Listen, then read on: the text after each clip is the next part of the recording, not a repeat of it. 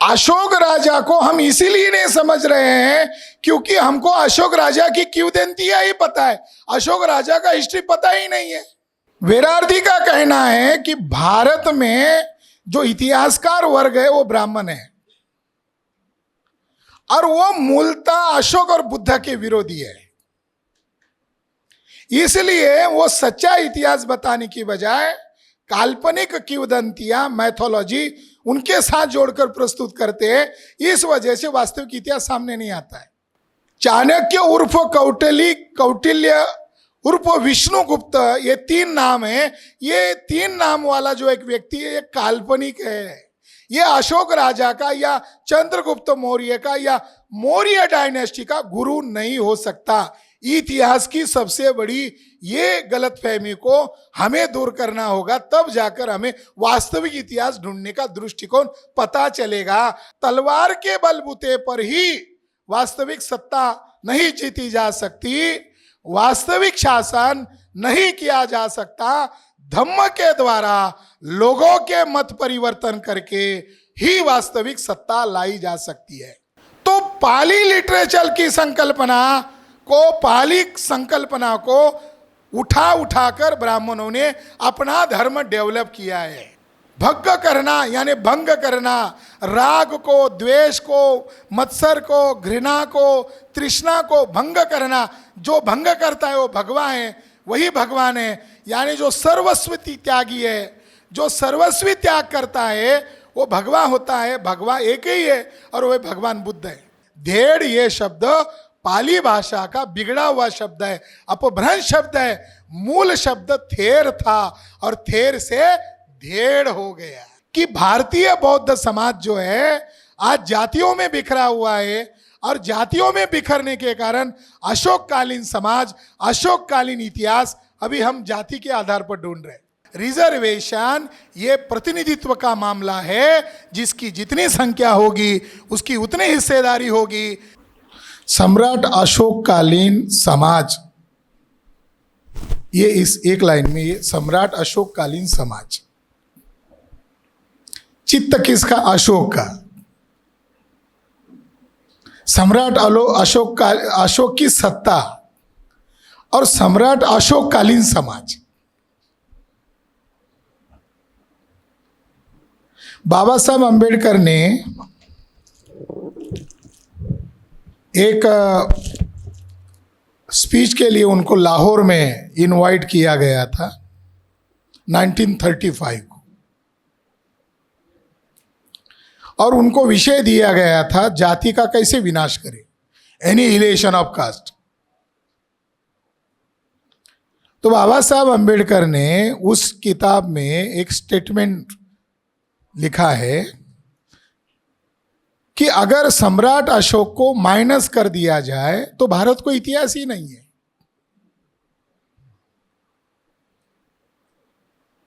काला कुट्ट इतिहास है, अंधेरे का इतिहास है। 1935 को बाबा साहब अंबेडकर का वो भाषण बहुत विवादित हुआ क्योंकि वो डिलीवरी नहीं होने दिया गया।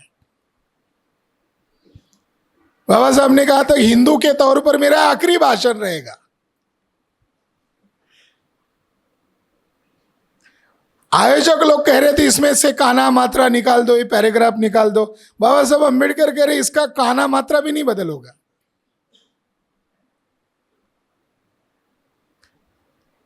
तो वो स्टेटमेंट बाबा साहब अंबेडकर का इतनी प्रतिक्रिया भारत में भूचाल लाया कि गांधी जी ने उनके हरिजन अखबार में इसके ऊपर टिप्पणी की, ये अशोक राजा का जिक्र करती। और रत्नागिरी का एक ब्राह्मण थे विनायक दामोदर सावरकर, इसने इस किताब के प्रतिक्रिया में 300-350 पेज का एक किताब लिखा और उसका शीर्षक रखा 6 सुनहरे पन्ने। तो बाबा साहब अंबेडकर ने ऐसा क्या कहा था जिसे विवाद हो जाए?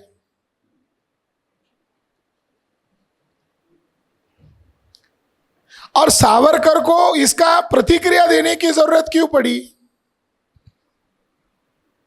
सावरकर ने प्रतिक्रिया में यह लिखा कि बृहद्रथ मौर्य जो अशोक राजा का परपोता था, उसको हमारे ब्राह्मण पुष्यमित्र शुंग ने अंदर घुस के मारा। ये हमारा पहला सुनहरा पन्ना है।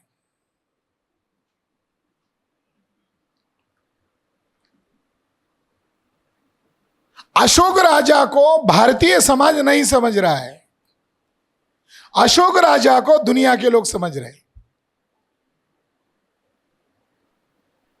अशोक राजा को दुनिया के लोग क्यों समझ रहे हैं? क्योंकि दुनिया के लोगों को पता चल गया अशोक राजा ने दुनिया तक अपने धम्म महामात्य भेजे थे, धर्म प्रचारक भेजे थे, और उसके कारण दुनिया विकसित हुई। अभी एक फॉरेन लेखक है ओलिवेले, उन्होंने अशोक राजा क्या कहना चाहते थे अभिलेख में, उसके माइंड में क्या चल रहा था, इसका एक किताब लिखा है, Ashoka a portrait of philosopher of king. राजा राजा होता है, मगर ओलिवेले कह रहे ये फिलोसोफर है। मैडम बता रही थी कि वो सभी संप्रदाय का आदर करता था। और फिर उन्होंने मैडम रोमिला थापर का भी जिक्र किया। अब रोमिला थापर बदल गई है। आज उनका मैंने बयान देखा कि उन्होंने कहा बीजेपी ये एकेडमिक क्षेत्र के आतंकवादी है। आज मैंने उनका स्टेटमेंट पढ़ा, रोमिला थापर का वीडियो मैंने सुना, तो रोमिला थापर कह रही है कि बीजेपी ये एकेडमिक क्षेत्र के टेररिस्ट है। मगर यही रोमिला थापर मैडम ने 90 के दशक में decline and fall of empire Ashoka, ये अशोक के खिलाफ जाकर किताब लिखी और उसने आरोप लगाया कि अशोका बुद्धिस्ट ही नहीं था। और इसके लिए आधार क्या बना? वो कह रही है कि वो अलग ही धर्म का प्रचार कर रहा था। ये शब्द बौद्ध साहित्य में नहीं है, धम्म महामात्य रज्जुक, इस आधार पर उसने इंटरप्रेट किया कि वो अलग ही धर्म का प्रचार, उसका बुद्ध धर्म से कोई संबंध ही नहीं है।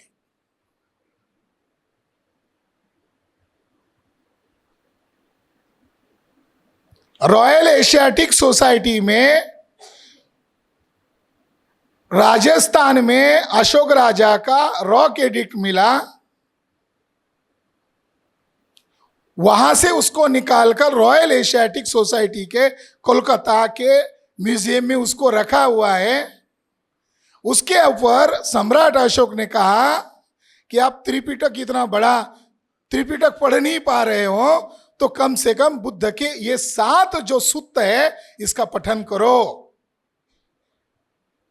मैं बुद्धिस्ट होने के नाते मैं आपको बताना चाह रहा हूं।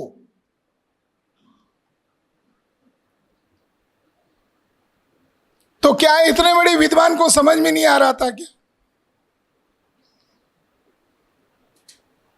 अशोक राजा को हम इसीलिए नहीं समझ रहे हैं क्योंकि हमको अशोक राजा की किंवदंतियां ही पता है, अशोक राजा का हिस्ट्री पता ही नहीं है। एक बड़े लेखक है, विद्वान है, आर्कोलॉजिस्ट है, इटली के हैं,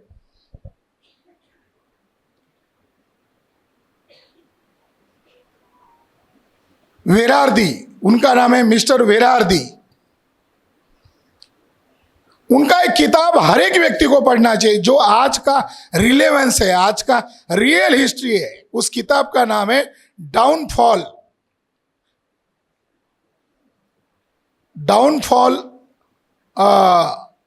हिस्ट्री। वेरार्दी का कहना है कि भारत में जो इतिहासकार वर्ग है वो ब्राह्मण है और वो मूलतः अशोक और बुद्ध के विरोधी है। इसलिए वो सच्चा इतिहास बताने की बजाय काल्पनिक किंवदंतियां, मैथोलॉजी उनके साथ जोड़कर प्रस्तुत करते हैं। इस वजह से वास्तविक इतिहास सामने नहीं आता है। उन्होंने इंडियन हिस्टोरियन को कहा दे आर नॉवेलिस्ट। वो एक उपन्यासकार है, जो हम पढ़ रहे हैं वो नॉवेल है। जैसे अशोक को हमें देखना है, अशोक को हमें समझना है, तो हमें प्राथमिक सोर्स 4वीं शताब्दी और 7th सेंचुरी में आए हुए फाहियान और युवन संघ को पढ़ने से अनुमानता पता चलता है कि अशोक राजा इतना महान था कि उसने 84,000 विहार बनाए थे और जगह जगह पर उसने स्तूपों का निर्माण किया था। और वो कैसे थे, उसका भव्य दिव्य रूप कैसा था, वो देखने के लिए ये चाइनीज मंक्स आए, उनको तक पता है। ब्रिटिश आने के बाद अशोक की लिपियां मिलना शुरू हुआ, अशोक के पिलर मिलना शुरू हुआ, स्तूप मिलना शुरू हुआ। रॉयल एशियाटिक सोसाइटी की स्थापना शुरू हो गई सर विलियम जोन्स के द्वारा। वो संस्कृत विद्वान था। यही वो सर विलियम जोन्स है जिसने मनुस्मृति का 1792 में अनुवाद किया। जो पहली बार मनुस्मृति अंग्रेजी में ट्रांसलेट होके आई, सर विलियम जोन्स ने अशोक राजा के इंस्क्रिप्शन के नकाशे बनाए, यानी उसका प्रतिचित्र बनाया और वाराणसी के ब्राह्मणों को जाहिर विज्ञापन देकर अनाउंस किया गया कि जो कोई इस लिपि को पढ़ के बताएगा उसको मुंह मांगा इनाम दिया जाएगा। कैसे ढूंढ रहे थे अशोक राजा को। अशोक की लिपि भी पढ़ने नहीं आ रही है।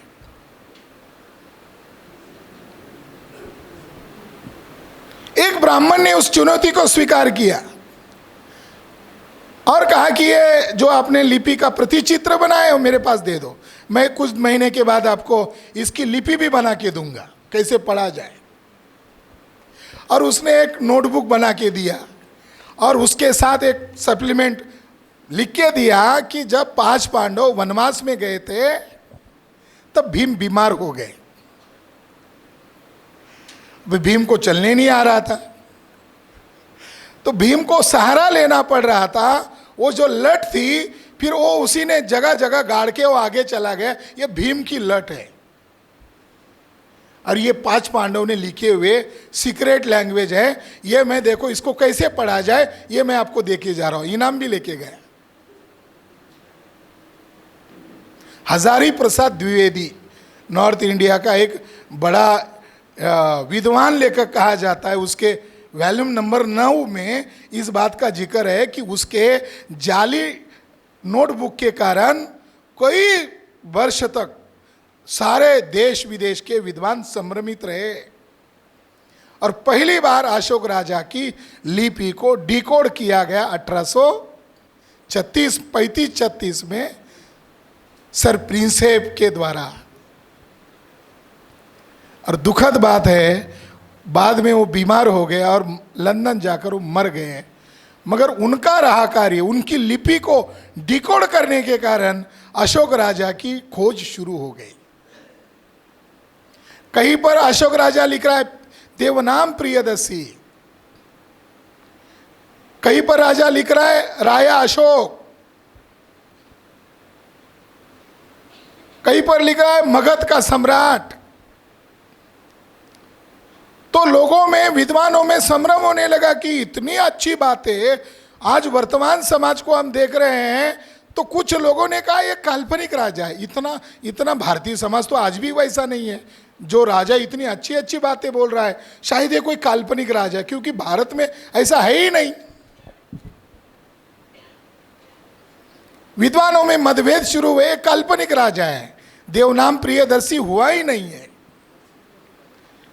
तो जूनागढ़ में एक अभिलेख मिला और उस अभिलेख से अशोक राजा ही देवनाम प्रियदर्शी राजा है और वो मगध का सम्राट है, जम्बूद्वीप का सम्राट है, ये कंफर्म हो गया। क्योंकि जूनागढ़, सौराष्ट्र के जूनागढ़ में जहाँ पर यह अभिलेख खोदा गया था वो अभिलेख नहीं था, बल्कि ग्रीक राजा के साथ कोई समझौता हुआ है और उस राजा का जिक्र किया गया था, उस राजा के डिटेल्स पता थे, इसलिए कंफर्म हो गया कि ये ग्रीक राजा जिस शताब्दी में पैदा हुआ उसी शताब्दी में अशोक राजा पैदा हुआ। इस तरीके से अशोक राजा की सोच, अशोक राजा को ढूंढना, अशोक राजा के लिए ढूंढने का कार्यक्रम शुरू हुआ। बहुत बड़ी समस्या है भारतीय समाज में, अशोक राजा को एक कारण के कारण ढूंढा नहीं जा रहा है। और वो समस्या क्या है कि जो जो महान होते हैं उनके गुरु ब्राह्मण बताए जाते हैं कि पतन का मूल कारण अगर कोई है तो हमें हमारा महापुरुष ब्राह्मणों के मुंह से सुनने में अच्छा लगता है, ब्राह्मण लेखकों के द्वारा लिखा गया इतिहास अच्छा लगता है। एक आर.डी. भंडारकर हुए हैं, पूना के एक बड़े लेखक है आर.डी. भंडारकर। बनारस में बैठकर उन्होंने 1920 में किताब लिखा अशोकों के अभिलेख के ऊपर, और बड़े गर्व भाव से उसने लिखा कि हम जब संस्कृत पढ़ते हैं तो हमें ये किताब पढ़ाई जाती है और जिसके अंदर ये लिखा होता है देव नाम का अर्थ मूर्ख, आज भी पढ़ाया जाता है। यानी वो लोग, विरोधी लोग, आपके नायकों का कोई सम्मान नहीं कर रहे हैं, वो उल्टा पढ़ रहे हैं। देव नाम का मतलब मूर्ख होता है। कैसे होता है? पियदस्सी का अर्थ मूर्ख होता है, ऐसा उन्होंने लिखा है और आज भी संस्कृत पढ़ने वाले को यह पढ़ाया जाता है।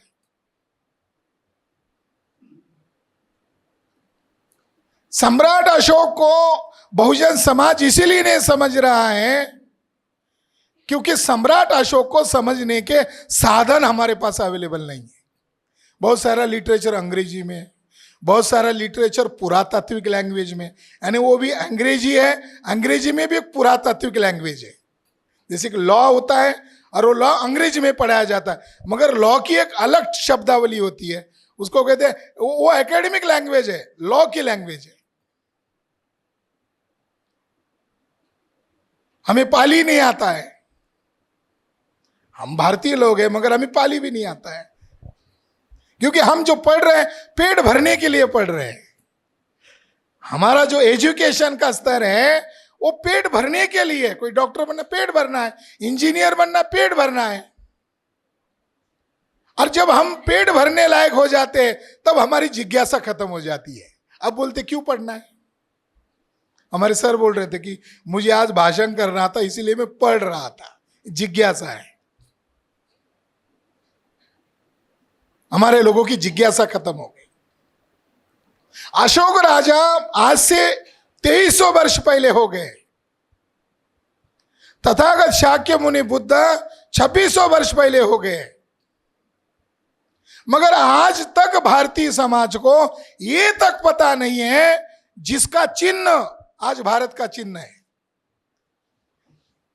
जिसके सिंह आज भारत की राजमुद्रा है, जिसका चक्र आज भारत का चक्र है, जिसके मोहर से देश चलता है, गांव का सरपंच से लेकर देश का सर न्यायाधीश तक, देश का राष्ट्रपति से लेकर देश का प्रधानमंत्री तक उसकी मुहर चलाकर राज चलाते हैं। मगर उस राजा का इतना बड़ा अपमान कहीं नहीं हो रहा है, केवल और केवल भारत में हो रहा है। उस राजा का जन्म साल कौन सा है और उस राजा की जन्म जयंती कौन से तारीख को और किस महीने में आती है, ये भारत सरकार के द्वारा अभी तक डिक्लेयर नहीं किया गया है। और भारत सरकार को मजबूर किया जाए ऐसा भारतीय इतिहासकारों ने आग्रह तक नहीं किया है। भारतीय समाज तो बात की बात है, भारतीय इतिहासकारों ने आग्रह तक नहीं किया है।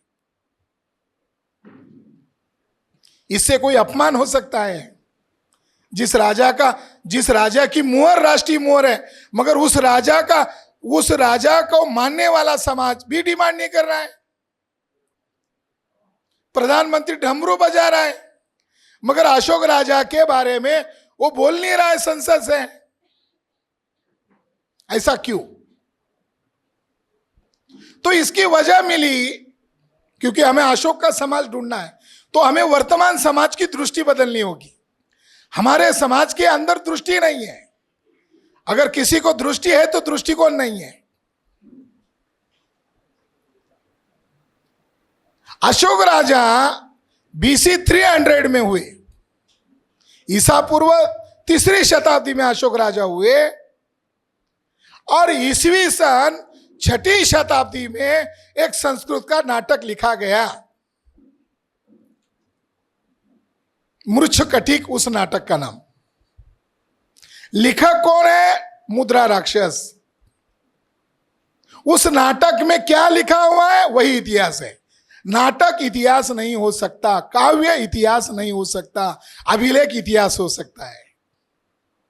इंस्क्रिप्शंस,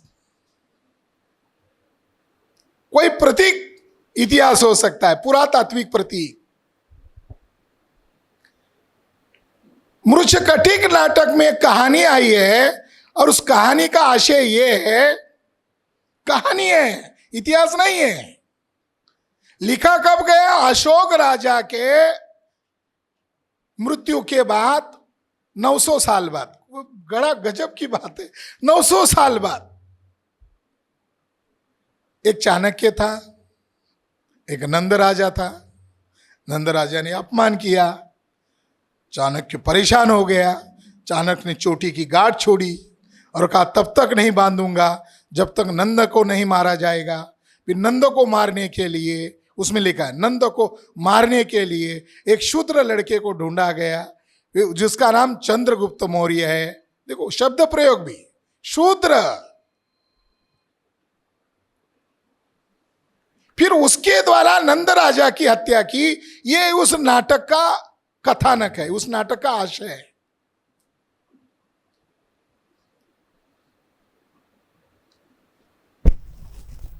चाणक्य काल्पनिक है। चाणक्य उर्फ कौटिल्य उर्फ विष्णुगुप्त, ये 3 नाम है। ये 3 नाम वाला जो एक व्यक्ति है, ये काल्पनिक है। ये अशोक राजा का या चंद्रगुप्त मौर्य का या मौर्य डायनेस्टी का गुरु नहीं हो सकता। इतिहास की सबसे बड़ी ये गलतफहमी को हमें दूर करना होगा, तब जाकर हमें वास्तविक इतिहास ढूंढने का दृष्टिकोण पता चलेगा।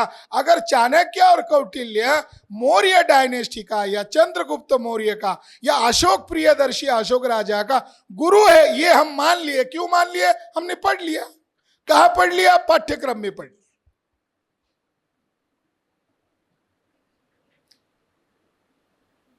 अशोक राजा की लिपि कौन सी है? धम्म लिपि, पाली। अशोक राजा के शिलालेख में बुद्ध ही मेरा गुरु है, ऐसा स्पष्ट लिखा हुआ है। अशोक राजा डायरेक्ट लिखते हैं कि जब से मैं संघ की शरण में आया हूं, मेरे में अद्भुत परिवर्तन हुआ है। यह नहीं लिखा कि मैं चाणक्य की शरण में आया हूं। चाणक्य की लिपि कौन सी है? संस्कृत। अशोक की लिपि कौन सी है? पाली। अशोक राजा न्याय, समता, प्रिय व्यवस्था का निर्माण करने के लिए आदेशित कर रहा है, और चाणक्य क्या आदेशित कर रहा है? वर्ण व्यवस्था को लागू करना चाहिए, आदेशित कर रहा है। तो इतना डिफरेंस क्यों है?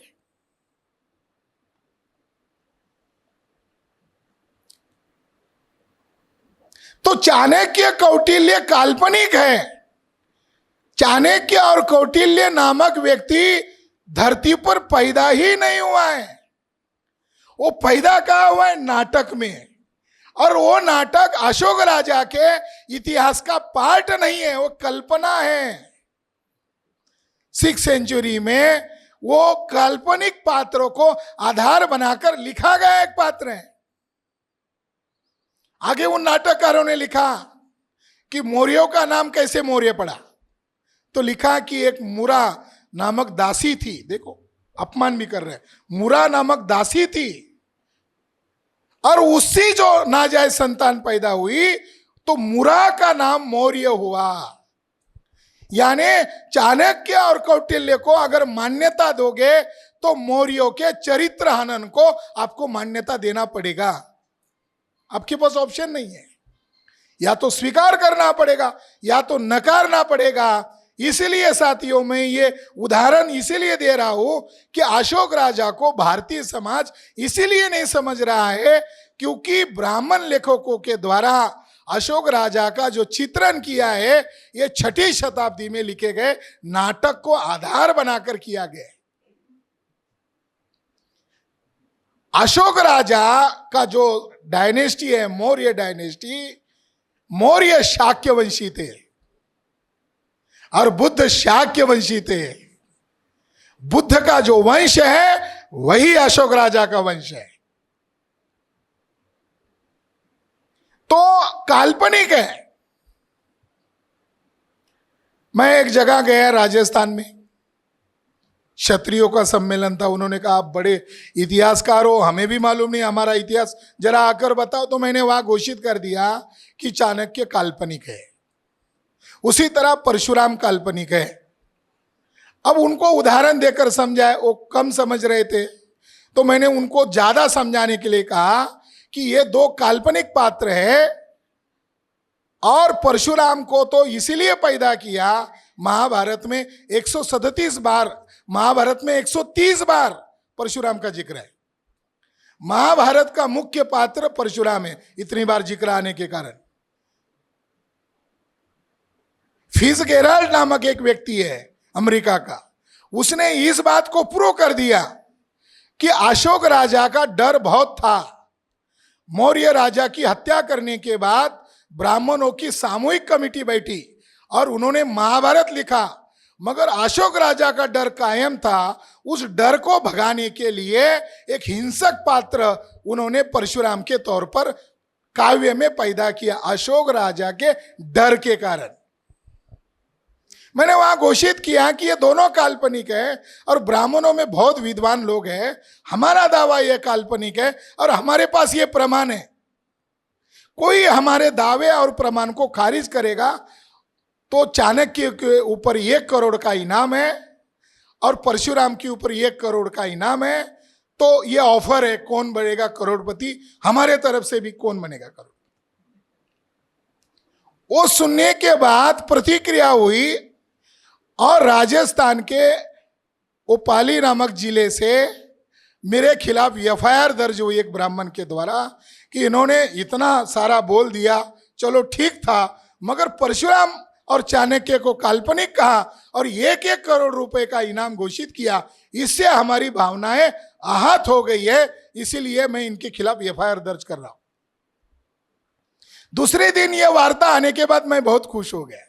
मैंने आयोजकों को कहा कि मैं वक्तव्य दिया, इसके लिए मैं रिस्पॉन्सिबल हूं, आप लोग रिस्पॉन्सिबल नहीं है। कोर्ट में मुझे ही जाना पड़ेगा, उनको ही भी आना पड़ेगा। हम ऑफर दे रहे थे, कोई स्वीकारने वाला था ही नहीं। अब उनको कोर्ट में जज के सामने सबूत लेकर आना होगा, मैं जीतने वाला, वो हारने वाले हैं। 2 साल पहले की बात है। आज से 3 महीने पहले मुझे वहां के एक आयोजक का फोन आया कि खरा सर, जिसने आपके खिलाफ एफआईआर किया था उसने केस वापस कर ली है और मुझे मिलकर कहा मैं हर एक से पंगा ले सकता हूं मगर उस आदमी से नहीं ले सकता। तो मैं ये उदाहरण के लिए आपको बता रहा हूं कि उसने वो केस वापस क्यों किया, क्योंकि हमने सच को पहले ढूंढ लिया और फिर प्रसिद्ध किया और लोगों में जन जागरण का अभियान शुरू हुआ। मैं बहुत दुखी हो गया हूं और उनको कहा मैं बहुत दुखी हो गया हूं, काश वो ब्राह्मण ईमानदार होता तो वो कोर्ट में सबूत लेकर आता। आज की तारीख में अशोक राजा के गुरु चाणक्य था, ये सिद्ध करने के लिए ब्राह्मणों के पास कोई प्रमाण नहीं है, मगर झूठ को कितने बार प्रचार कर रहे हैं। ये प्रचार में लाना होगा, गुरु है ही नहीं। अरे ब्राह्मण के घर में बच्चा पैदा होता है तो कभी आपने नाम सुना चाणक्य कुलकर्णी, कौटिल्य उपाध्याय सुना? उनको भी मालूम है चाणक्य गाली है, कौटिल्य गाली है।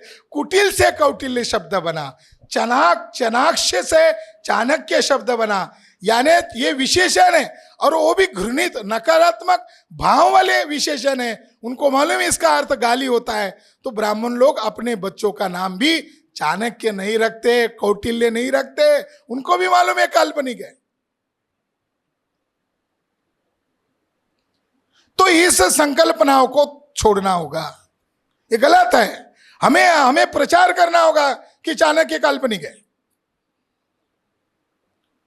आगे जाकर क्या किया, बुद्ध के पंचवज्ञीय भिक्खु थे, वो ब्राह्मण थे।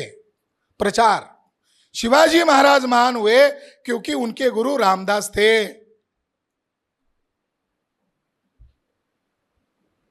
महानता का मापदंड क्या, गुरु ब्राह्मण होना। जो संस्कृत में काव्य लिखा गया उसमें लिखा है वो ब्राह्मण थे। हिस्ट्री क्या बता रहा है कि जो पंचवज्ञीय भिक्खु थे उसमें से 3 शाक्य थे, 2 कोलीय थे। कहा ब्राह्मण थे।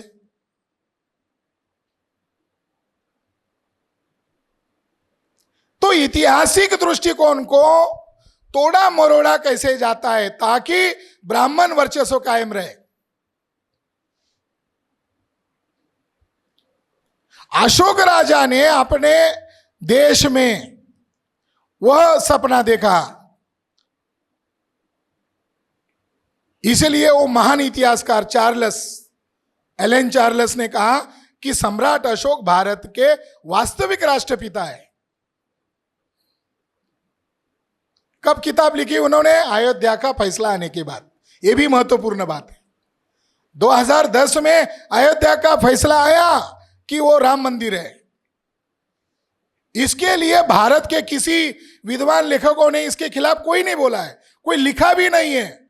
वहां फॉरेन में बैठा हुआ एक चार्ल्स एलेंस नामक व्यक्ति ने ये बात को खारिज करने के लिए कि वो अयोध्या नहीं है, वो बुद्ध विहार है, ये सिद्ध करने के लिए अशोक का ही पूर्ण भारत है, ये दिखाने के लिए वो किताब लिखा कि केवल अयोध्या तक भारत बौद्ध भारत नहीं है, पूरे भारत में अशोक ही अशोक है, बुद्ध ही बुद्ध है, यह सिद्ध करने के लिए लिखा। अशोक राजा लिखता है, कोई भी व्यक्ति मेरे राज्य में, मेरे साम्राज्य में दुखी नहीं रहना चाहिए। मेरे राजमहल के दरवाजे सभी लोगों के लिए खुले हैं और जहां मैं सोता हूं वो शयन गृह के दरवाजे भी आप लोगों के लिए खुले हैं। मैं इतना आप लोगों की फिक्र कर रहा हूं, पिता जैसा फिक्र करता वैसी कर रहा हूं। मगर मैडम ने जो संदर्भ कहा वही संदर्भ हम एकेडमिक क्षेत्र में पढ़ते हैं कि अशोक राजा सभी संप्रदाय के बारे में समान दृष्टिकोण रखता था। उसका क्या मतलब है, अशोक राजा वैदिक व्यवस्था का भी सम्मान रखता था, ऐसा लोग इंटरप्रेट करते हैं। रियलिटी में क्या है, रियलिटी में अशोक राजा के समय में बुद्ध धर्म में अलग अलग कल्ट डेवलप हुए, अलग अलग शाखाएं डेवलप हुई, या जैनिज्म की भी अलग अलग शाखा है जो बुद्ध का समकालीन है। तो अशोक राजा अलग पर्सपेक्टिव से कह रहा है, मगर इतिहासकार उसको ब्राह्मणिज्म के बारे में भी अशोक राजा समानता का दृष्टिकोण रखता है, ऐसा थोपने का प्रयास करते। कोई एक अपप्रचार ये किया जाता है कि कलिंग युद्ध हुआ और उसके बाद अशोक राजा बुद्धिस्ट बना। अशोक राजा बेसिकली बुद्धिस्ट था, क्योंकि हम कहानियां ज्यादा पढ़ रहे हैं। अशोक राजा का जीवन चरित्र का कोई ऐतिहासिक दस्तावेज हमारे पास नहीं है। मगर अशोक राजा बार बार ये जिक्र कर रहे हैं कि मैंने युद्ध किया है, कलिंग में युद्ध किया, इतने लाख लोगों को मारा, इतने लाख लोगों को जेल में, कारागृह में, बंदीवास में डाला। ये जिक्र अलग अलग प्रांतों में एक जिक्र है, केवल उड़ीसा में नहीं है, मध्य भारत में भी है। मध्य भारत के बाहर, नॉर्थ इंडिया के बाहर, अफगानिस्तान तक कई बार इसका जिक्र आता है। इसका संदर्भ क्या है, तो अशोक राजा ने उस अभिलेख में कहा कि तलवार के बलबूते पर ही वास्तविक सत्ता नहीं जीती जा सकती, वास्तविक शासन नहीं किया जा सकता, धम्म के द्वारा लोगों के मत परिवर्तन करके ही वास्तविक सत्ता लाई जा सकती है। अशोक राजा का ऑफर है, या तो आप मेरे साथ युद्ध करो या धम्म के द्वारा आप मेरे साथ अनुयायी बनकर धम्म के अनुसार राज्य करो। यह अशोक राजा का दुष्ट लोगों के लिए संदेश था, या तो मेरे साथ युद्ध में लड़ो या मरो या मुझे मारो, या फिर धम्म के अनुसार शासन करो। यह अशोक राजा का संदर्भ था। और अशोक राजा ने जो क्रांति की है वो दुष्टों के साथ तलवार से लड़े और भारतीय प्रजा के साथ उन्होंने स्पष्ट रूप से कहा, मैंने कई लोगों को धम्म चक्षु दिए हैं, लाखों लाखों करोड़ों लोगों को चक्षु दान दिए हैं।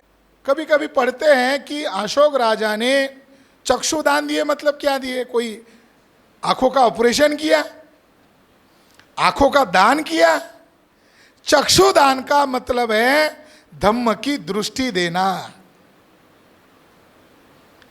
तो अशोक राजा जो महान है, उसकी महानता किसमें है? तो उसने प्रमुख बातें बताई। ये भी अभी एक विवाद का मुद्दा है, मैं इसको बोल रहा हूं क्योंकि एक व्यक्ति ने 8 परिषदों का जिक्र किया। धम्म परिषद का 8 परिषदों का पाली साहित्य में जिक्र है, जिसमें एक समनों की परिषद ली, बमनों की परिषद ली, महार की भी परिषद ली, उपासकों की भी परिषद ली, ऐसी अलग अलग परिषदों का जिक्र किया। अभी तक ये सॉल्यूशन नहीं हुआ है कि अशोक राजा अपने अभिलेख में कह रहे हैं समन बमन। तो इतिहासकारों ने उसका अनुवाद क्या निकाला कि अशोक राजा इतना उदार था कि वो समनों का यानी भिक्षुओं का सम्मान कर रहा है, उसी तरह वो ब्राह्मणों का भी सम्मान कर रहा है। हम अशोक के समाज को ढूंढ रहे हैं, हम अशोक की संकल्पनाओं को ढूंढने की चेष्टा कर रहे हैं, प्रयास कर रहे हैं। साथियों, अशोक राजा ने ब्राह्मणों को अगर जिक्र किया होगा अभिलेख में, तो फिर अशोक राजा कैसी लड़ाई लड़ सकता है गैर बराबरी के खिलाफ? यह सवाल खड़ा होता। मगर कुछ लोग कहते हैं कि त्रिपिटक को समझ नहीं पा रहे हैं, तो कुछ लोगों की यह व्याख्या है कि त्रिपिटक में भी मिलावट की गई होगी। त्रिपिटक के काना मात्रा में भी मिलावट नहीं की गई है। त्रिपिटक आज भी एज इट इज है, जैसे बुद्ध के तुरंत बाद जो लिखा गया था एज इट इज है।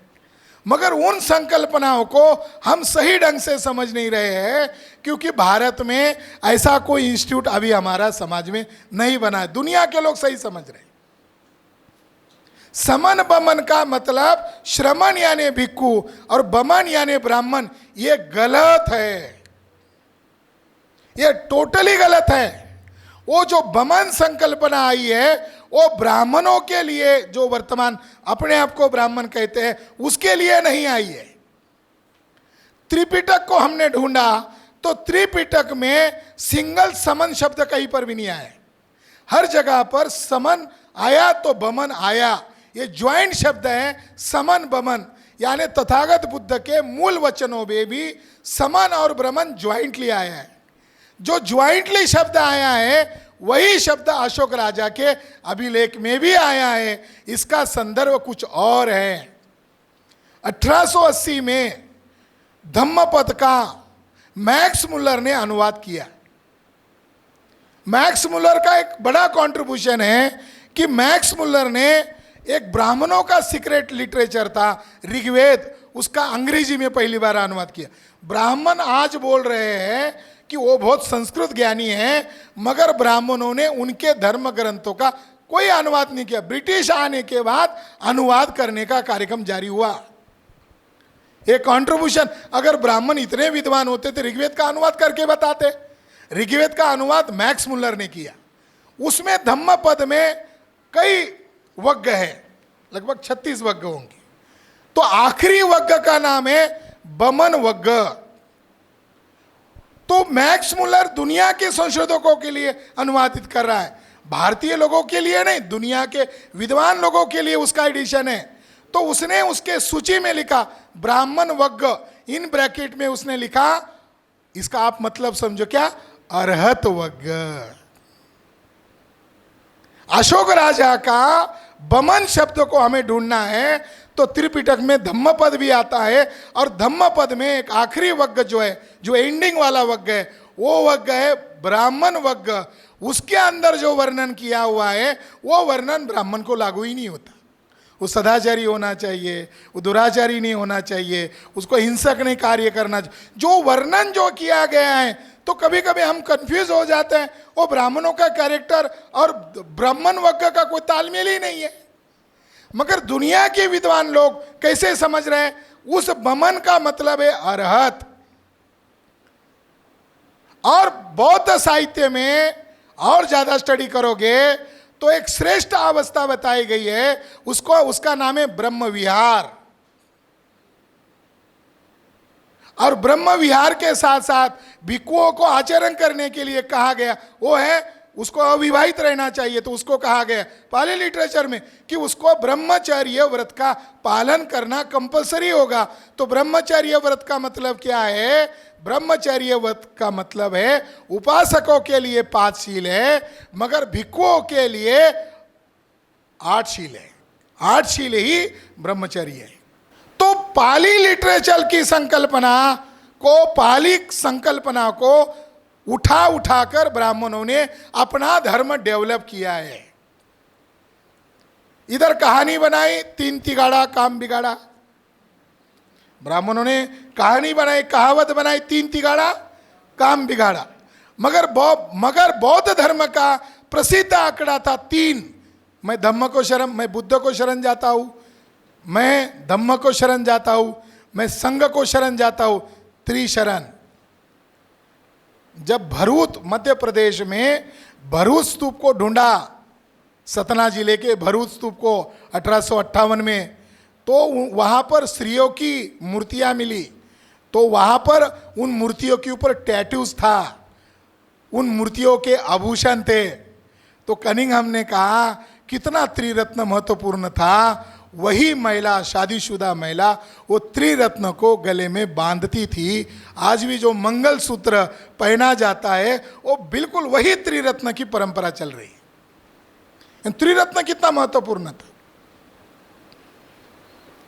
त्रिरत्नों को काउंटर करने के लिए उन्होंने ब्रह्मा, विष्णु, महेश लाया।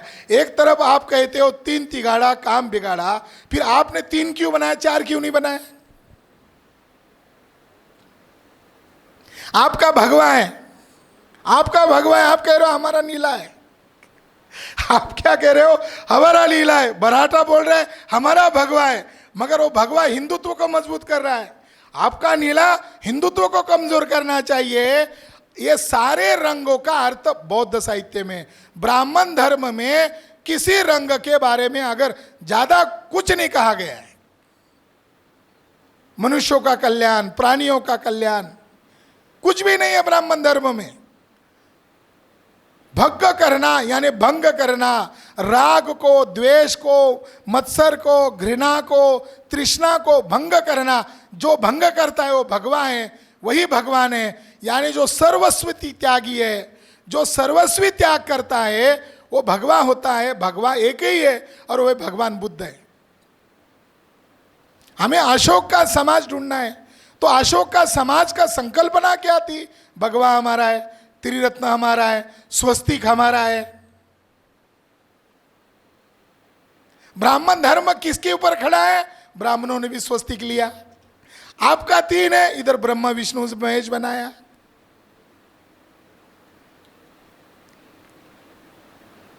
गीता में लिखा हुआ है, यदा गीता में क्या लिखा है? अगर तुम वर्ण धर्म का पालन नहीं करोगे तो 84,000 योनि में जाओगे। हम सोचने लगे कि इनका 1 लाख योनि बोल देते तो क्या दिक्कत था। अगर धमकी ही दे रहा है, 1 लाख बोल देते, 1 करोड़ बोल देते।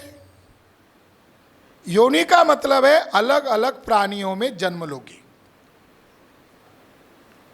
फिर पता चला कि तथागत बुद्ध के वचन 84,000 है। तथागत बुद्ध के वचन 84,000 है। अब इन्होंने लिख दिया 84 लक्ष्य। क्यों? कहीं चोरी पकड़ना तो ली। 84,000 और 84 लक्ष्य, कोई चोरी पकड़ ना ले, इसीलिए लक्ष्य का अपरिहार्य है। अशोककालीन संकल्पनाएं, अशोककालीन समाज, अशोककालीन सत्ता ढूंढने के लिए ये अपरिहार्य है।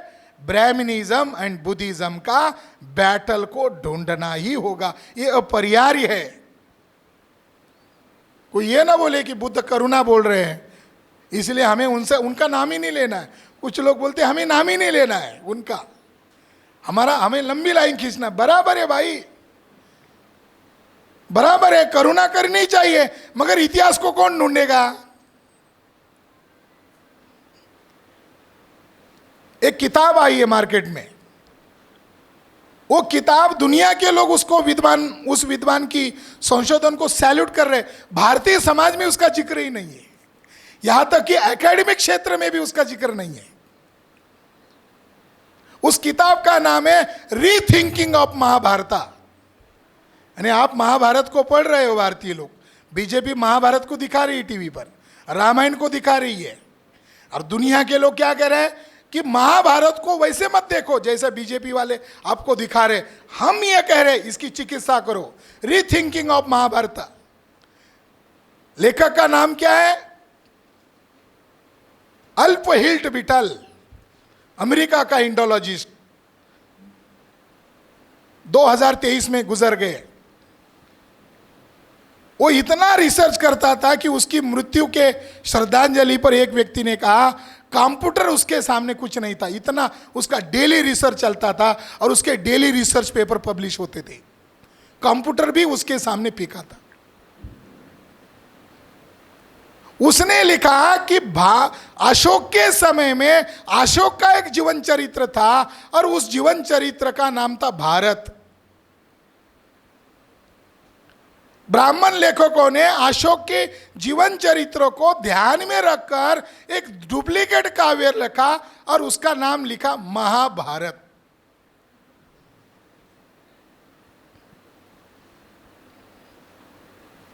और उन्होंने प्रूव कर दिया, उन्होंने तर्क देखो कैसे दिए, उन्होंने प्रूव कर दिया कि महाभारत में बुद्ध का 137 बार जिक्र है,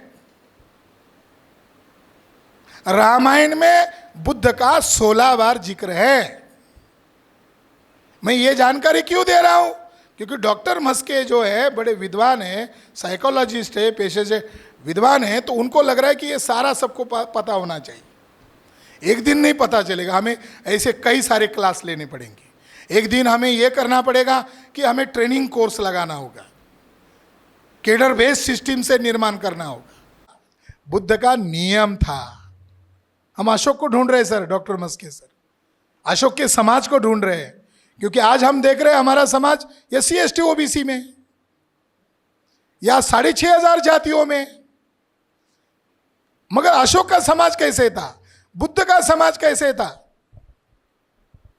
बुद्ध ने कहा, बाबा साहब कहते हैं, बुद्ध ने एक आदर्श समाज का निर्माण किया। बुद्ध ने उपासकों के लिए पंचशील दिया और भिक्षुओं के लिए विशेष नियम दिए। मगर किसी के घर में तुम सूचना देकर नहीं जा रहे हो, अचानक गांव में जा रहे हो, वो अपने घर में कुछ ना कुछ पका रहा है, उस दिन उसके घर में मछली बनी है, उस दिन घर में उसके कोई भी मांस पका हुआ, तो जो पका है वो तुम्हें बना बिना सवाल किए हुए, उनको न टोकते हुए उसका ग्रहण करना है, वो खाकर उनको धम्मोपदेश करके जाना है। बाबा साहब कहते हैं कि बुद्ध ने ये नियम बनाया कि तुम्हें जो मिलेगा वो खाना है, मगर नॉनवेज नहीं खाना है। अगर बनाया हो तो खाओ, क्योंकि तुम्हें पूछकर तो नहीं बनाया। उपासकों के लिए ऐसी कोई शर्त नहीं थी, आप कुछ भी खाओ। यानी बुद्ध के समय में गाय को प्रतिष्ठा नहीं थी। आज का समाज, आज जितना हिंदू मुसलमान बनेगा उतना अशोक और बुद्ध का इतिहास दबेगा। जितना अशोक और बुद्ध सामने आएगा, हिंदू मुसलमान खत्म हो जाएगी, एक नई समस्या शुरू हो जाएगी, ब्राह्मण धर्म बनाम बौद्ध धर्म, ये लड़ाई शुरू हो जाएगी। और वो लड़ाई होने से ही भारत का, अशोक का भारत पुनर्जीवित होगा और तब जाकर भारत विश्व गुरु बनेगा। वो लड़ाई उसका संकेत होगा। अशोक बुद्ध के समय में किसी भी जानवर की घृणा नहीं है, या किसी जानवर का बहुत ज्यादा गौरवकरण नहीं है, मगर बुद्ध के प्रचार से लोगों को तत्वज्ञान कम समझ में आता है। लोगों को जो है आज भी तत्वज्ञान कम समझ में आता है, व्यवहार जल्दी समझ में आता है। बुद्ध कह रहे हैं पंचशील का पालन करो, उसमें मैं हिंसा नहीं करूंगा, ये उनको बार बार बताया जा रहा है। लोगों ने समझा हिंसा कौन कर रहा है, हमारा भिक्खू तो हमारे घर पर आता है, सब्जी रोटी खाता है, नॉनवेज का आग्रह नहीं करता है, ब्राह्मण आता है खाता है और गाय लेके जाता है। गाय को वो खेती के लिए या दूध देने के लिए इस्तेमाल नहीं करता है, वो यज्ञ में बलि चढ़ाता है। तो लोगों को व्यवहार समझ में आया कि गाय की बलि यज्ञ के नाम पर दी जा रही है। तो लोगों ने, किसान समाज ने सोचा कल अगर गाय खत्म हो गई तो हमने ब्राह्मण को गाय देना शुरू किया और गाय ही खत्म हो गई तो फिर बैल कहां से पैदा होगा? अगर बैल ही नहीं पैदा हुआ तो खेती कहां से करेंगे? फिर खेती नहीं करेंगे तो अन्न कहां से मिलेगा? तो बुद्ध के प्रचार से लोगों ने ब्राह्मणों को गाय देना बंद कर दिया। अशोक राजा का राज आया। अशोक राजा ने खुद अपने अभिलेख में कहा कि मैं मांसाहार करता था, मगर जैसे ही मैं बुद्ध के अनुयायी बना हूं, मैंने मांसाहार अब लगभग बंद कर दिया है, आप भी बंद करो। चंद्रपुर में एक अभिलेख मिला, देवटक में, वहां भी यही आदेश है। महाराष्ट्र में भी यही आदेश है कि मांसाहार मत करो।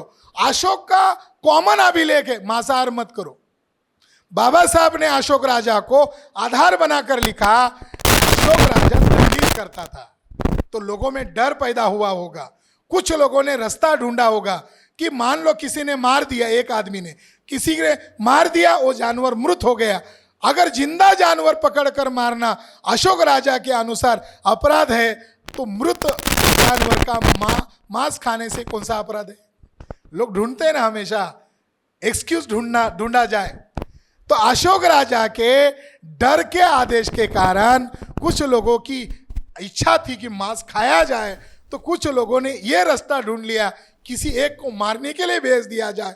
पता ही नहीं किसने मारा, तो कहा जाए भाई हमने तो पकड़कर तो मारा नहीं, अब मृत था खा लिया, अब कौन सा दोष है? बाबा साहब अंबेडकर ने कहा कि ये चल रहा है, समय समय पर चल रहा है। मगर क्या कारण था कि गाय को प्रतिष्ठा मिली? क्यों ब्राह्मणों ने गाय को प्रतिष्ठा दिया? गाय को ही क्यों चुना? बकरे को क्यों नहीं चुना? सुअर को क्यों नहीं चुना? मछली को क्यों नहीं चुना? है अभी बंगाल में मछली खाओ, बीजेपी के लोग कह रहे मछली खाओ, आसाम में कह रहा है गाय का मांस खाओ, कोई आपत्ति नहीं। गोवा में जाकर कह रहा है खाओ। क्या कारण है गाय को प्रतिष्ठा मिली? तो बाबा साहब अंबेडकर कहते हैं कि बुद्ध का जो अनुयायी वर्ग था वो कृषक समाज था। मौर्य कालीन जो समाज था वो जाति का समाज नहीं था, वो कृषक समाज था। और भारतीय समाज में गाय को प्रतिष्ठा इसीलिए मिली क्योंकि गाय ये कृषक समाज का पहला जानवर है। अन्य गाय, ब्राह्मणों को यह अधिकार है ही नहीं है। ब्राह्मणों के सारे धर्म ग्रंथ में गाय खाने का वर्णन है। सीता भी गाय खाती थी, रामायण में आया सीता ने गाय खाया, महाभारत में गाय खाई, काट कर खाई। एक किताब है, बहुत अच्छी किताब है, DN. Jha, the Holi cow myth and reality. उसने मान्य किया, अंबेडकर ने जो व्याख्या बताई यही सही है, ब्राह्मण गोमांस भक्षी है, थे और आगे भी रहेंगे, लिखा। तो बाबा साहब अंबेडकर ने अछूतपन कहां से आया, इसकी उत्पत्ति ढूंढते वक्त बाबा साहब ने कहा शंकराचार्य को लगा कि जो प्रतिष्ठा बौद्ध भिक्षुओं को थी वो ब्राह्मणों को नहीं थी। अब बौद्ध भिक्षुओं को हराने के लिए और बौद्ध भिक्षुओं की जगह हम ही अभी सच्चे सेवक है, सच्चे अनुयायी हैं धर्म के, ये दिखाने के नाटक के तौर पर ब्राह्मणों ने उल्टा स्टैंड लिया। अब मछली मुर्गा कुछ भी नहीं खाएंगे ऐसा बोलो और ये कहो गाय अभी 33 करोड़ देवता की माँ है और गाय का मूत्र पीना भी मान है। क्यों कहा जाता है गाय का मूत्र पियो? क्योंकि माँ है, 33 करोड़ देवता की माँ है, तो उसका मूत्र पीना तो अच्छा है। यही तो प्रचार कर रहे हैं बीजेपी के लोग कि माँ है। तो ब्राह्मणों ने बौद्ध धर्मीय लोगों को हराने के लिए दाव पेच के तौर पर खुद को शाकाहारी घोषित किया। और जो लोग चोरी छुपके खा रहे थे मगर बुद्धिस्ट थे, खा रहे थे, मगर चोरी चुपके खा रहे थे, बुद्धिस्ट थे, उनको ऑफर दिया आप छोड़ दो और हमारी गुलामी पसंद करो। उन्होंने कहा हम आपकी गुलामी पसंद नहीं करते। तो उन्होंने घृणा अभियान के तहत उनको अछूत घोषित किया। ये बौद्ध कट्टर बुद्धिस्टों को ब्राह्मणों ने अछूत घोषित किया। ये आधार बाबा साहब ने देते हुए कहा कि अछूतपन ये बौद्ध धर्म की प्रतिक्रिया में आया हुआ है। मैंने सवेरे बता रहा था एक व्यक्ति को, नॉर्थ इंडिया के लोगों को, कि देश भर के अछूतों को धेड़ कहा जाता है। मैं उनको उदाहरण देकर बता रहा था, क्योंकि वो चमार आदमी था, गया का आदमी था। वो बहुत मुझे लगाव लगने लगा कि इधर बौद्ध धर्म को बढ़ाओ। तो मैंने उसको कहा कि ये चमार है जो है ये धेड़ लोग हैं, मगर धेड़ कहाँ से आया?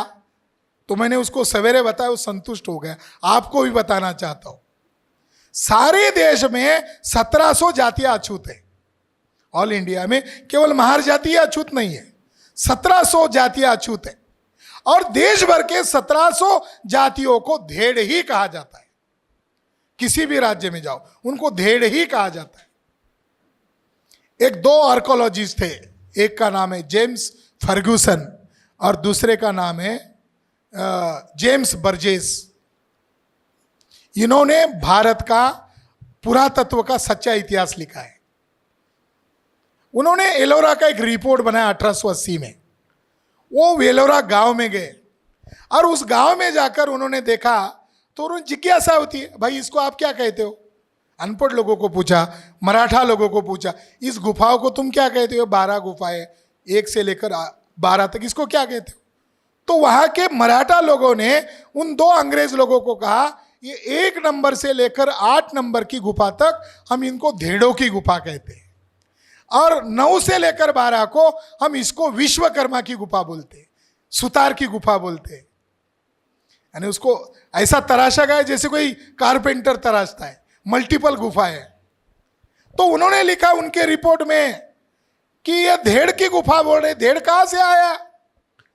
धेड़ तो कोई मुगलों का शब्द है ही नहीं, जैसे हिंदू शब्द मुगलों का है, वो भारतीय भाषा का शब्द नहीं है। हिंदू का अर्थ है गुलाम, वो पर्शियन भाषा का शब्द है, वो रामायण महाभारत का शब्द नहीं है। धेड़ शब्द पर्शियन भाषा का नहीं है, वो देशी भाषा का शब्द है। उन्होंने लिखा उनके रिपोर्ट में कि ये पाली भाषा का शब्द है। धेड़ ये शब्द पाली भाषा का बिगड़ा हुआ शब्द है, अपभ्रंश शब्द है। मूल शब्द थेर था और थेर से धेड़ हो गया। बुद्धकालीन धर्म का नाम थेरवाद, अशोककालीन धम्म का नाम थेरवाद। बुद्ध के समय जो थेरिया हुई उन्होंने लिखा थेरी गाथा।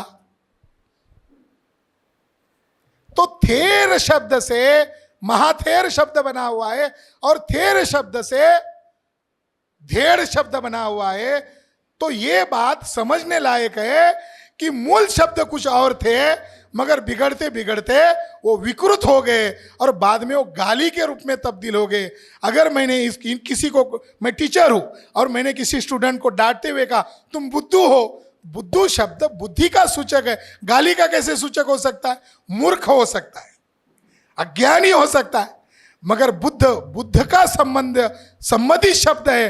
तो बुद्ध गौरव सूचक शब्द था, मगर बुद्धू कहने से लोगों को बुद्ध के प्रति घृणा लगने लगी, क्योंकि बुद्ध गाली हो गई। कोई बूढ़ी घर में है तो उसकी सास बूढ़ी है, तो उसकी जो बहू होती है, हमारी बूढ़ी को कुछ समझ में नहीं आया तो बोल थेरिडेला काही समजत नाही,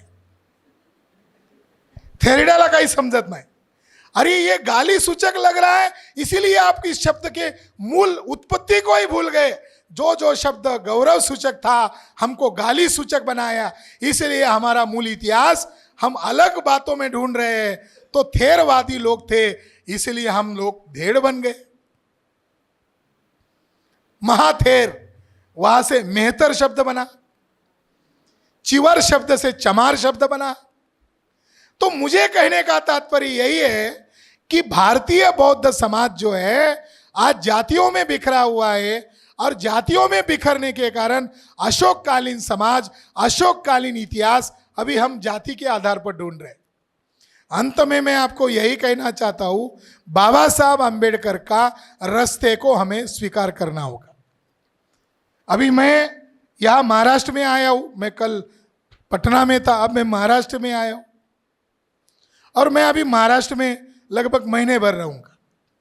मैं बाकी राज्यों के कार्यक्रम दूसरे को दिया या रद्द किया हूं।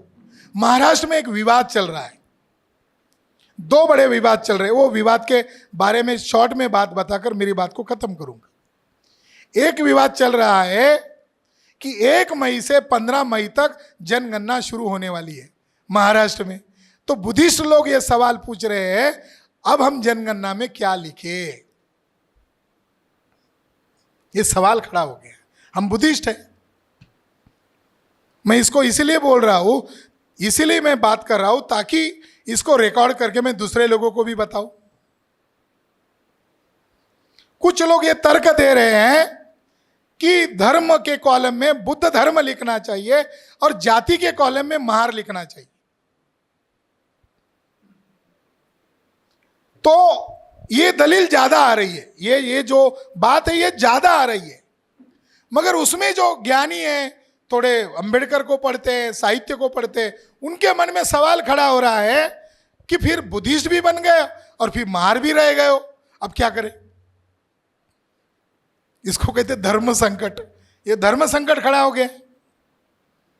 मगर जो लोग ये पक्ष ले रहे हैं कि धर्म के कॉलम में बौद्ध लिखो और जाति के कॉलम में महार लिखो, तो उनको अगर पूछा जाए ऐसा क्यों कर रहे हो, तो वो दलील दे रहे हैं। क्या दलील दे रहे हैं? अगर हमने जाति के कॉलम में महार नहीं लिखा तो अनुसूचित जाति का जो रिजर्व कोटा है, जो पॉलिटिकल रिजर्वेशन है, जो राजनीतिक रिजर्वेशन है, जिसके आधार पर लोकसभा और विधानसभा में सीट रिजर्व करती है सरकार, वो कोटा कम हो जाएगा और कल जाकर हमारे ऊपर आरोप आएगा कि तुमने जाति के कॉलम में महार नहीं लिखा, इसलिए अनुसूचित जाति का जो कोटा है वो कम हो गया। इसीलिए हमारे को डर लगता है कि दूसरे जाति वाले लोग हमको दुश्मन न माने। दूसरा दलील दे रहे हैं इसीलिए लिखना है ताकि भाई हमारे बच्चों को रिजर्वेशन मिले।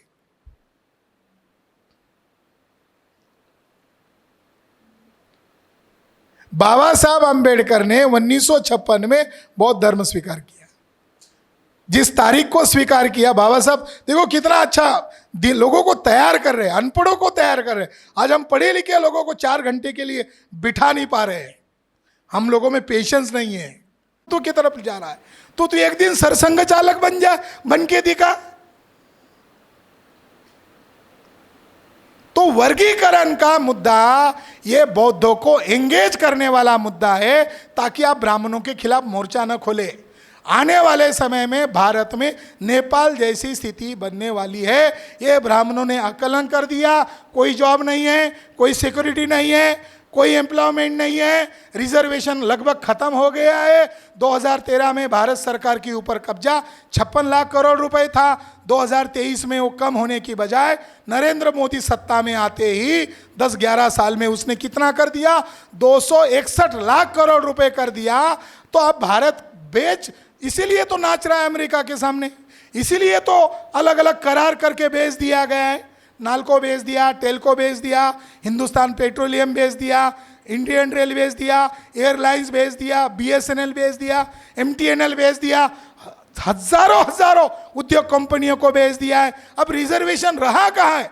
रिजर्वेशन लगभग खत्म कर दिया गया है। तो रिजर्वेशन खत्म कर दिया है, ये लोगों को पता न चले, इसके लिए उन्होंने योजना बनाई, क्यों ना ऐसा किया जाए, SC और ST के अंदर ही झगड़े लगा दिया जाए। अगर इनके झगड़े हो जाएंगे तो भारत में नेपाल जैसा जनविद्वेष नहीं होगा और ब्राह्मणों की सत्ता कायम रहेगी। मगर इसके लिए उन्होंने चालाकी की, और वो चालाकी क्या की? अमरावती के एक RS गवई, जो एक बड़े RPI के नेता थे, उनका बेटा था भूषण गवई। भूषण गवई के साथ गुप्त मीटिंग किया RSS के लोगों ने और उनको कहा कि तुम हमारे साथ लॉयल हो, ये तुम्हें प्रमाण देना होगा, और जैसे ही तुम हमारे पास लॉयल हो, ये प्रमाण दोगे तो तुम्हें भारत का सर न्यायाधीश बनाया जाएगा। तो उन्होंने कहा क्या करना चाहिए उतना बताइए। उन्होंने कहा ज़्यादा कुछ नहीं करना है, वो जजमेंट हमारे ब्राह्मण ही बनाएंगे, बस तुम्हें उसके ऊपर दस्तखत करनी है। जब तुम ये जजमेंट दोगे तुम्हें बहुत बड़ा सम्मान मिलेगा, सर न्यायाधीश बनने का तुम्हें मौका मिलेगा। ऐसा ही हुआ और उसने जजमेंट दिया कि SC ST के अंदर क्रीमिलियर लागू करना चाहिए। क्रीमिलियर ये अनकॉन्स्टिट्यूशनल कॉन्सेप्ट है, ये OBC के ऊपर उस समय थोपी गई थी, तब भी अनकॉन्स्टिट्यूशनल थी। SC ST के ऊपर नहीं थोपी जा सकती क्योंकि रिजर्वेशन आर्थिक मापदंड के आधार पर नहीं बनाया गया है। उसके मापदंड केवल मात्र दो है, those who socially backwards and those who educationally backwards। इसी आधार पर रिजर्वेशन दिया गया। रिजर्वेशन ये प्रतिनिधित्व का मामला है, जिसकी जितनी संख्या होगी उसकी उतनी हिस्सेदारी होगी। तो ये बात उनको पता चल गई, तो उन्होंने भूषण गवई के हाथों से ये क्रीमिलियर लगाने का अभियान घोषित किया। इसीलिए कल देवेंद्र फडणवीस ने नागपुर में जाहिर घोषित किया हर हालत में उपवर्गीकरण लागू करेंगे, क्योंकि ये सर न्यायाधीश ने न्यायाधीश सुप्रीम कोर्ट ने दिया हुआ फैसला है। कल यवतमाल में भूषण गवई गए, लोग बोले पैर रख के देखो जूता मिलेगा, भागना पड़ा। ये है अंबेडकरवादी समाज, ये है। हम इसलिए नहीं कहेंगे रामदास अठौले हमारे समाज का है, इसीलिए सर पर नहीं लेंगे, इसीलिए भूषण गवई को सर पर नहीं लेंगे, वो हमारे समाज का है। अंबेडकरवादी समाज सच को सच कहेगा।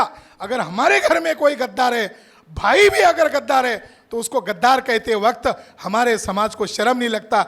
यह है प्रगत होने की निशानी, यह है आदमी होने की निशानी। तो इस मौके पर मैं यही मैसेज देना चाहता हूँ कि अब मैं मुंबई हाई कोर्ट में एक याचिका दायर करने का सोच रहा हूँ, और ये मीटिंग के बाद मेरी वकील के साथ मीटिंग है, और वो संभवतः इसी महीने में हम उसको याचिका दायर करेंगे। अब हमारी ये डिमांड है कि SC ST के ऊपर आप लोग क्रीमिलियर लगा रहे हो, SC ST को दलाल के तौर पर इस्तेमाल कर रहे हो, तो कम से कम SC ST के लिए हम ये डिमांड करने वाले मुंबई हाई कोर्ट में कि अब हमारी इच्छा है कि हमें सेपरेट इलेक्टोरेट लागू करो। हमारी पार्टी रहेंगी, हमारे वोटर रहेंगे, हमारी उम्मीदवार रहेंगे, हमें आपके सामने आने की गिड़गिड़ाने की कोई ज़रूरत नहीं है। आपके पास EVM है, गड़बड़ी कर रहे हो, जो ज़्यादा दलाल है उसको चुनकर ला रहे हो, जो ज़्यादा लड़ाकू है उसको हरा रहे हो, तो हमें EVM भी नहीं चाहिए। तो हम अभी ये शर्त लगा रहे हैं कि SC ST का आप कह रहे हो किसी ने कुछ खाया है, तो ये हमको भिखारी बना दिया तुमने। यानी फडणवीस मुख्यमंत्री रहेगा, फडणवीस मुख्यमंत्री रहेगा और हमारी 59 जातियां उसके सामने भीख मांगेगी। हम कहते हैं 59 जाति के लोग अपना नेता चुनेंगे और महाराष्ट्र का मुख्यमंत्री हम मातंग को बना देंगे। अगर 59 लोगों को सेपरेट इलेक्टोरेट अगर मिल गया तो हम 59 जाति खत्म हो जाएगी, हम एक क्लास बन जाएंगे, और एक क्लास के नाम पर हम मातंग जाति के व्यक्ति को मुख्यमंत्री बनाएंगे और देवेंद्र फडणवीस को भीख मांगने के लिए कहेंगे। लड़ाई लड़नी होगी। हताश और निराश लोग अंबेडकरवादी नहीं हो सकते। अभी तक बौद्धों का कोड नहीं है। अगर डिवोर्स करने के लिए कोर्ट में जाते हो तो आपको हिंदू मैरिज एक्ट के तहत जाना पड़ता है। यह है हमारी समस्या। तो आने वाले समय में एक आध दूसरे भाषण से कुछ नहीं होगा, मगर समाज का मानसिकता बनाने के लिए आपको इस तरीके का जो डॉक्टर साहब ने अभियान चलाया, मैं उसका समर्थन करता हूं। और आने वाले समय में मैं खुद मुंबई में ज़्यादा समय देने वाला हूं और अलग अलग विहार वार्डों में जाकर हम कहेंगे कि तुम्हारी संस्था तुम्हें मुबारक, तुम्हारा झंडा डंडा तुम्हारे पास रखो। और समाज की समस्या के लिए हमें कॉमन मुद्दों पर अगर इकट्ठा आना पड़ेगा तो हमें आना होगा। ये कम से कम आज अंबेडकरवादी समाज में ये समझदारी है, और आने वाले समय में हम मैदान में उतरकर इनको, मुंबई का जो सबसे बड़ा मैदान है वहाँ उतरकर हम उसका जवाब देंगे। क्योंकि तुम बदर कमेटी का रिपोर्ट जाहिर भी नहीं कर रहे हो और कह रहे हो हमारी शर्त मान्य करो, तो तुम्हारी गुंडागर्दी हम नहीं मान्य करेंगे। हम बुद्धिस्ट के तौर पर सामने आएंगे और जो कानूनी पेच पैदा होगा तो तुम जानो। अगर हमें किसमें देना है, किस में नहीं देना है, इसका समाधान हम शासक बनकर कर सकते हैं, मगर ऑफेंस में जाने, डिफेंस में जाने के बजाय हमें ऑफेंस में आना पड़ेगा। यही अंबेडकरवाद मैसेज देता है। मेरा विषय अलग था, उस पर मैंने बोल दिया, मगर वो ऐतिहासिक विषय हो गया।